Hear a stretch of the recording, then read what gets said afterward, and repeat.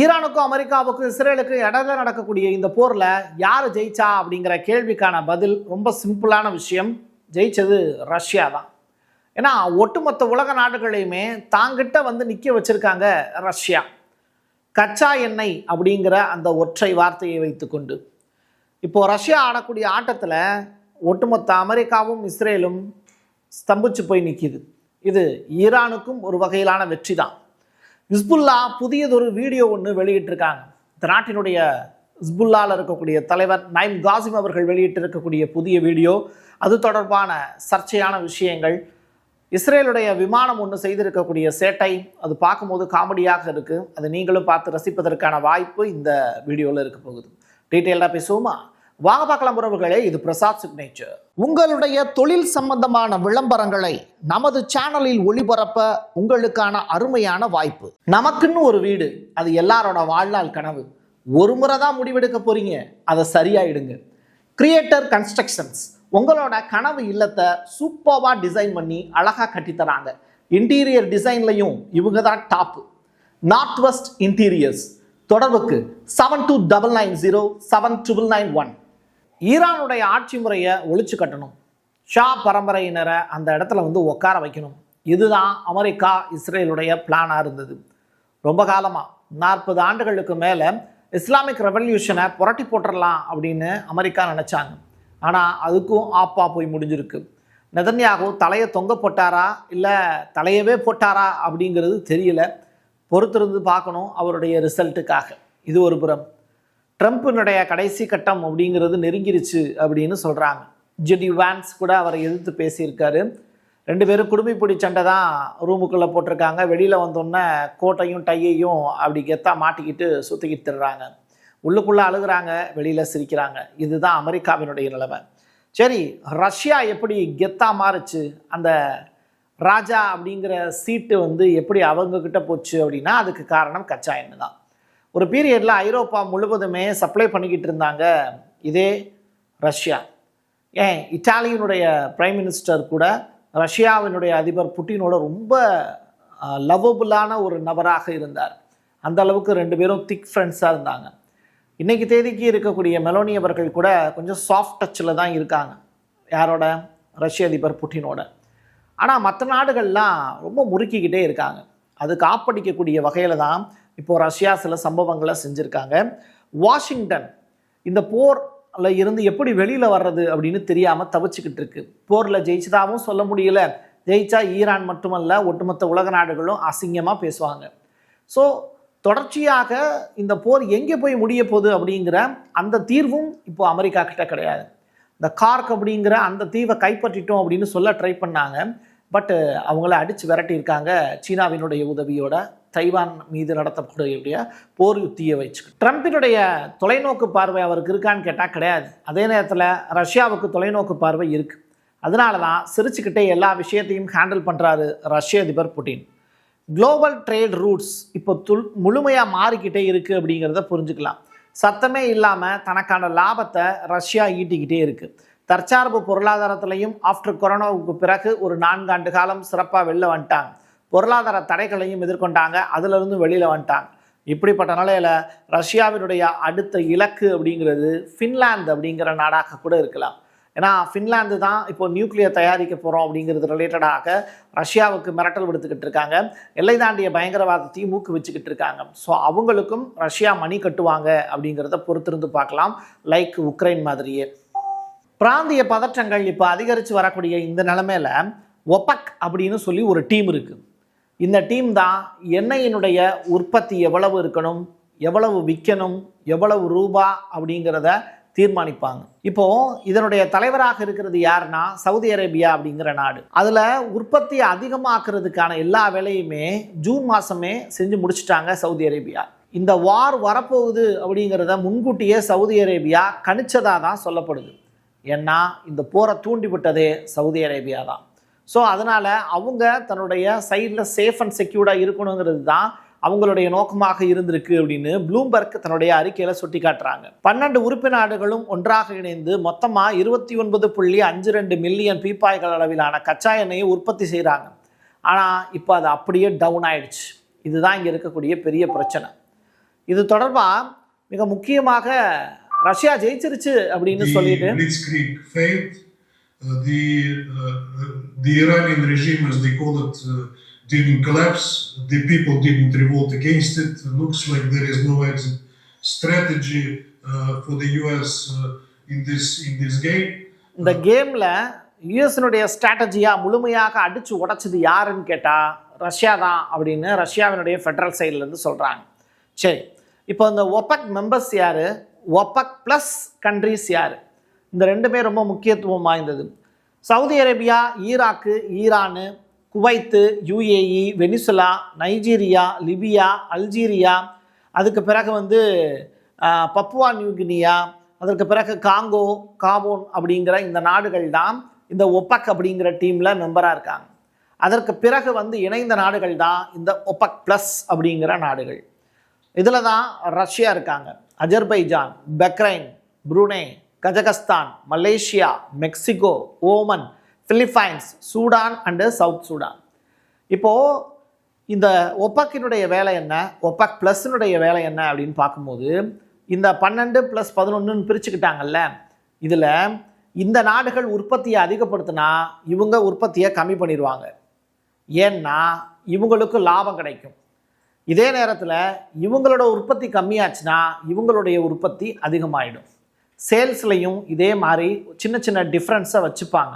அதுக்கான காரணம் என்னென்னா கச்சா எண்ணெயுடைய ரேட்டு கூடுறதும் குறையிறதையும் இந்த ஒபெக் ப்ளஸ் டீம் இவங்க தான் முடிவு செய்கிறாங்க. இதில் முக்கியத்துவம் வாய்ந்த ஒரு நாடு, ஒபெக் உறுப்பினர்களாக இருக்கக்கூடிய நாடுகளில் தலைவர் போஸ்டிங்கில் உட்காந்துருக்கிறது தான் சவுதி அரேபியா. இந்த பக்கம் ஒபெக் ப்ளஸில் முக்கியத்துவம் வாய்ந்த ஒரு நாடுகள் லிஸ்ட்டில் இருக்கிறது கீ பிளேயர்ஸ் அப்படிம்பாங்க. அதில் ரஷ்யா தான் முன்னணியில் இருக்குது. இப்போது ரஷ்யாவுக்கு நல்ல லாபம் கிடச்சிருச்சு. இந்த போரை ஆரம்பித்து வச்ச சவுதி அரேபியா இப்போ சிக்கி தவிச்சுக்கிட்டு இருக்கு. ஸோ ஆக மொத்தத்தில் போருக்கு மூல காரணமாக இருக்கக்கூடியது சவுதி அரேபியா தானே தெரிஞ்சு இப்போது ஈரான் விளையாடிக்கிட்டு இருக்காங்க சவுதி அரேபியாவில். இப்போ புரியுதா உலகம் முழுவதும் இருக்கக்கூடிய மார்க்கெட்டை யார் தீர்மானிக்கிறாங்க அப்படின்னு. இஸ்ரேலை விமர்சிக்கிறதுக்கு யாருமே தயாராக இருக்க மாட்டாங்க அப்படிங்கிற ஒரு செய்தி ஒன்று இருக்குது. பட் நம்ம விமர்சிப்போம். ஏன்னா நம்ம ஒரு ஜேர்னலிஸ்ட் அப்படிங்கிற அடிப்படையில் சில உண்மைகளை மக்களுக்கு சொல்ல வேண்டிய தேவை இருக்குது. ஒரு இஸ்ரேலிய விமானம் தானாகவே ரோட்டில் விழுகுது. வண்டி ஒழுங்காக ஓட்டுங்கடா தம்பிங்களா அப்படின்னு தான் கேட்க வேண்டியது இருக்குது. காரணம் என்னென்னா காட்சிகள் அந்த மாதிரி இருக்குது. இது காட்சி பார்க்கும்போது சில நேரம் சிரிப்பாக இருக்குது, சில நேரம்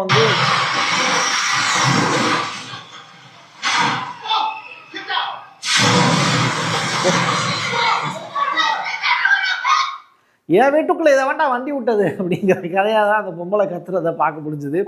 எது எப்படியோ ஒரு மகிழ்ச்சிகரமான ஒரு காணொலியா அப்படின்னு கேட்டால், வண்டி ஓட்டுறவன் வானத்துக்கு மேலே போக வேண்டியதானே, வயரை பிச்சுக்கிட்டு போயிட்டுருக்கான், கரண்ட் யார் கொடுக்குறது அப்படிங்கிற கேள்வி தான் இருக்குது. ஒட்டுமொத்த இஸ்ரேலுமே இப்போ முடங்கி போய் நிற்கிது. காரணம் என்னென்னா சொந்த நாட்டு மக்களையே அவங்க கொண்டுக்கிட்டு இருக்காங்கிறது தான். தெற்கு லெபனானில் இஸ்ரேல் நடத்திய தாக்குதலில் 12 மருத்துவர்கள் கொலை செய்யப்பட்டிருக்காங்க. அது மட்டும் கிடையாது, தொடர்ச்சியாக ஈரானில் விஞ்ஞானிகளை குறிவைத்து தாக்குதல் நடத்தப்பட்டுக்கிட்டு இருக்கு. அதுவும் பெண் விஞ்ஞானிகளை குறிவைத்து தாக்குதல் நடத்தப்பட்டுக்கிட்டு இருக்கு. தொடர்ச்சியாக ஈரானில் இஸ்ரேல் நடத்தக்கூடிய தாக்குதலில் 12க்கும் மேற்பட்ட ஆண் பெண் விஞ்ஞானிகள் இறந்திருக்கலாம் அப்படிங்கிற தகவலும் அதிர்ச்சிக்குரியது தான். இப்போது இந்த போர் அப்படிங்கிறது லெபனான் நாட்டை முழுமையாகவே சீரழிச்சிருச்சு. காசாவில் இஸ்ரேல் நடத்திய அதே படுகொலையை எதிர்கொள்ளக்கூடிய நோக்கத்தோடு இப்போது மருத்துவர்கள் பணியாற்றிக்கிட்டு இருக்காங்க. அவங்க ட்ரீட்மெண்ட் கொடுத்து யாரும் பொழைச்சிடக்கூடாதுங்கிறதுல இஸ்ரேல் தெளிவாக இருக்காங்க. ஸோ நோயாளிகளுக்கு ட்ரீட்மெண்ட் கொடுக்கக்கூடிய மருத்துவர்களை குறிவைத்து நடத்தப்படக்கூடிய இந்த தாக்குதல் மனித சமூகத்திற்கே ஆபத்தானது. அதுதான் இஸ்ரேல் செய்கிறாங்க. பார்க்குறதுக்கு என்னமோ சைலண்டாக இருக்கிற மாதிரி தெரியுதுல, பயங்கரமான திருட்டு பய, மொல்லமாரி பய, முடிச்சவிக்கி பய அப்படின்னு நம்ம இவரை திட்ட முடியாது. காரணம் என்னென்னா இவர் ட்ரம்பினுடைய மருமகனாக போயிட்டார்.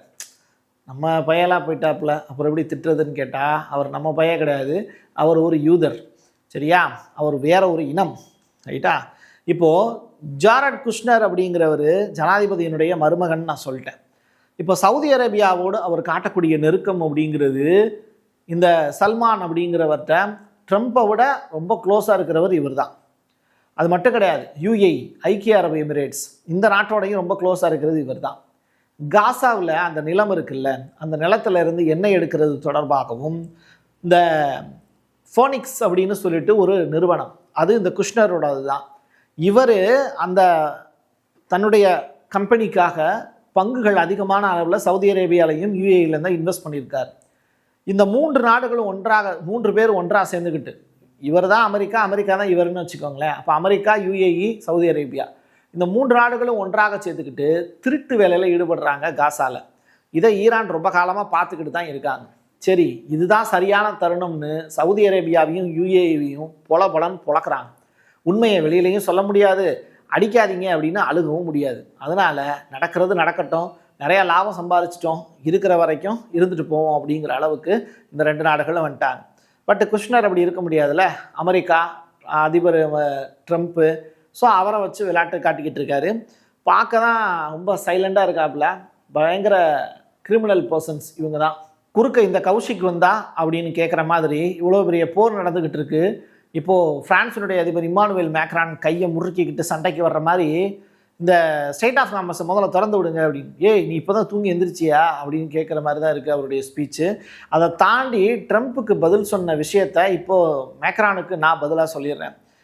வாருங்கள், வந்து அதையும் திறந்து பாருங்கள் அப்படிங்கிற ஸ்டேட்மெண்ட்டை இப்போது ஈரான் சொல்லியிருக்காங்க. அது மட்டும் கிடையாது, ட்ரம்ப்புக்கு காதில் ஓங்கி அடிக்கிற மாதிரி இந்த கார்க் அப்படிங்கிற தீவை நீங்கள் அழிக்க நினச்சிங்க அப்படின்னா ஒட்டுமொத்த பாரசீக வளைகுடாவையும் சாம்பலாக்கி விட்டுருவோம் அப்படின்னு மிரட்டி விட்டுருக்காங்க ஈரான்.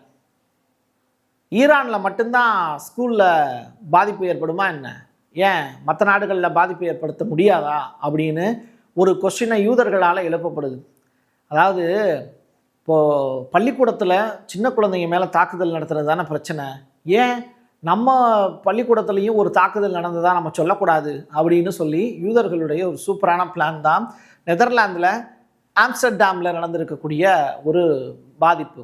அதுவும் பள்ளி குழந்தைகள் இல்லாத ஒரு இடத்துல பள்ளி கட்டடத்தின் மீது நடந்திருக்கக்கூடிய தாக்குதல். இதை இப்போது யூரோப் நியூஸ் பூராமே ரொம்ப பெரிய அளவில் சர்க்குலேட் பண்ணிகிட்டு இருக்காங்க. போன வீடியோலேயே இதை சொல்லலாம்னு நினச்சேன். பட் இது ஆள் இல்லாத கட்டடத்தில் தானே நடத்துனாங்க அப்படின்னு சொல்லிட்டு அதை ஸ்கிப் பண்ண பார்த்தேன். பட் இது பெரிய அளவில் வைரலாக இப்போ சுற்றிக்கிட்டு இருக்கு இந்த செய்தி. எது எப்படியோ யாருக்கும் எந்த பாதிப்பும் இல்லை, ஸ்கூலுக்கெலாம் லீவ் விட்டாங்க. பட் நெதர்லாந்தில் போய் இந்த அட்டாக்கை நடத்துகிற அளவுக்கு ஈரான்காரங்க முன்னும் முட்டாள் கிடையாது. ஏன்னா போர் நடந்துக்கிட்டு இருக்கிறது எங்கே அப்படின்னு உங்களுக்கே தெரியும். பட் ஈரானுடைய ப்ராக்ஸி டீம் தான் இதை நடத்தியிருக்காங்க அப்படின்னு சொல்கிறாங்க. இதில் எந்த அளவிற்கு உண்மைத்தன்மை இருக்குது அப்படிங்கிறத அடுத்தடுத்து கிடைக்கக்கூடிய செய்திகள் மூலிமா தான் நம்ம ஊர்ஜினப்படுத்த முடியும். கத்தியின்றி இரத்தமின்றி யுத்தம் ஒன்று நடந்தால் அதுக்கு பேர் யுத்தமே கிடையாது.